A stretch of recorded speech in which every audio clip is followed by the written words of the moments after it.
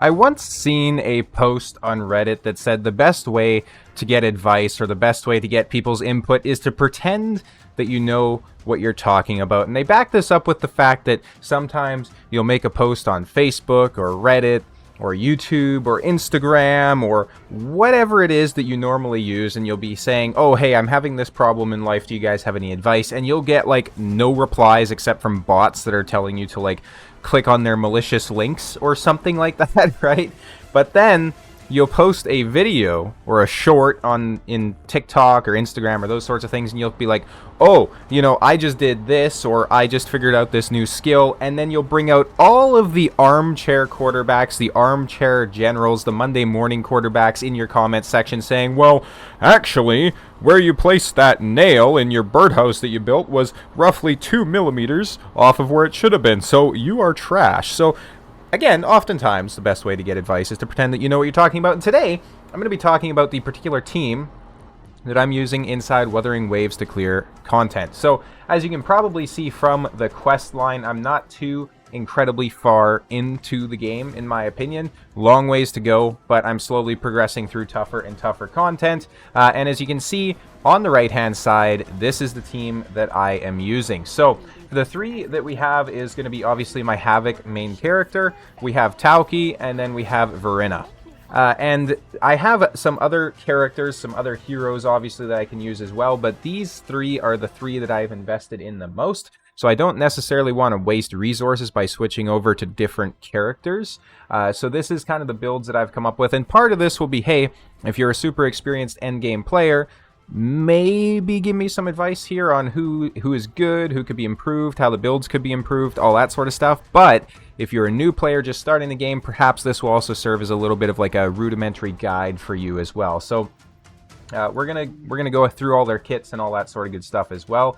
I obviously have some other decent characters, like I have Encore, and I have her Eidolon 1 or Eidolon 2 at this point, because I pulled a bunch of duplicates of her essentially. Yeah, some of these other ones are not so impressive, but it is what it is. So let's go ahead and take a look. So basically what I do is I start off with the rotation with Verena. So Verena, for her skills, the outro skill is what everybody seems to curl their toes at and swing their feet when they read it. So you're going to heal the incoming resonator by 19% of her attack per second for 6 seconds. All resonators on nearby teams have their damage amplified by 15% for 30 seconds. So it's certainly not bad. Her intro skill just, does some damage, and then she can do some damage with the rest of her kit as well. So nothing too insane in terms of like, heals or anything like that, at least not with the way I have her built out. And, I'm probably missing something realistically. I do want to build Shorekeeper, because I think she's strictly just going to be a better option, so a value over replacement for Verena, but I don't have access to farming her resources yet, so obviously having a level 40 versus a level 60, there's a clear winner there, right? The second character that I have built is going to be Tauki, and there was a couple of reasons for this. So I do have her fully awakened, Eidolon, whatever it's called in this game, Resonance Chain. So many gacha games I'm playing these days, I don't even remember all the terminology. So her Resonance Chain is maxed out, which is going to give her some nice boosts, because I pulled a crap ton on the banner that she was on rate up for. And then what I was interested about with her most is her outro skill. So the incoming resonator has their resonance skill damage amplified by 38% for 14 seconds or until they're switched out. So this was very interesting to me, because obviously my main character has a very powerful resonance skill that I have leveled up a little bit, and it does a lot of damage inside her kit. So if I could boost that up by the 38%, that seems like a pretty damn good way to do it. Now, obviously, Tauki does have some other cool stuff inside her kit as well, right? So you hold the basic attack to enter the Rocksteady defense. When you're in the Rocksteady defense, her damage is reduced by 35%, like her damage taken. When she is attacked, she also casts the strategic parry. So it's automatically cast after the Rocksteady defense lasts for 3 seconds, right? So basically, if the strategic parry is cast, and then the strategic parry is going to do the havoc damage, right? So it's going to do a decent amount of damage there. But that being said, she can massively reduce how much damage that you're taking, because she does also have the resonance skill where she deals havoc damage to surrounding targets, and she generates 3 rocksteady shield and heals herself. And if she's attacked when she's casting fortified defense, she automatically triggers the strategic parry once again. So the Rocksteady Shield obviously reduces her damage taken by a lot. So it's like the 30%, I think it is. Let me check here. Damage reduction 15%, so it's not the 30%. So essentially, if you played Genshin, she's very similar to like a Noelle in the way that she can put up the shield that's going to protect your team. She also has some actually pretty okay damage in her kit as well. So she does damage based on defense, which is quite nice, because the more you're building her defense, the more she's going to survive, right? Which is always cool.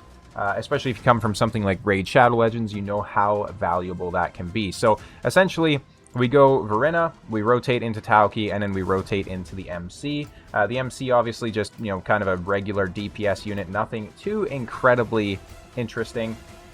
The intro skill, obviously very, very basic there. You can level it up and get some additional damage as well.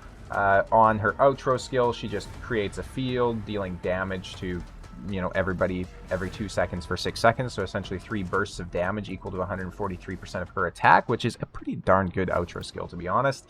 And then I'll go through the builds here real quick as well, if everybody's curious. So my databank is not anywhere close to max level at this point, so I've just been kind of building them with, you know, what I can.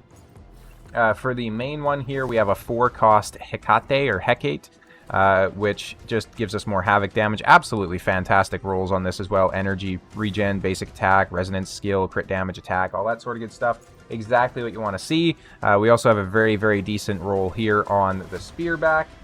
Then we also have a Vanguard Yunrock, who has fantastic rolls as well, right? So I'm certainly doing pretty decent, in my opinion, on the gear rolls. Like, there's a lot of what you'd want to see. So, like, your attack percentages and those sorts of things. That being said, this Excarat is kind of the guy that we're looking to upgrade. He doesn't really have anything that we want on him, unfortunately. So in terms of the total stats, this is where we're sitting. So 604 attack, 33.9% crit rate, 46% crit damage, 16% rage or energy regen. I'm thinking of Watcher of Realms here, people. My apologies.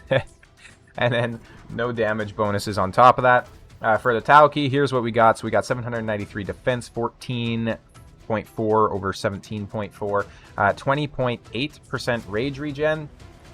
And then finally on the Verena, we have not much HP, a little bit more attack there as well. I'm trying to see their overall stats. Here we go. I was reading out to you the stats that are being added, so this will make a little bit more sense. So we have 196 crit damage, 39, almost 39% crit rate there, and then we have a lot of HP, and then same kind of thing for Tauki. Here we have a lot more defense, a lot more crit rate, all that sort of good stuff. But then when we get to Verena, we have a little bit more stats here. So we have a lot more energy regen, right? So 146%, which is pretty crazy. Obviously, you know, you want it to be higher in the end game and whatnot, but when it comes to the echoes for these particular characters as well, this is kind of what we're rocking. I'm not too happy with the echoes that I have on Verena right now. I think there's massive areas for them to be improved.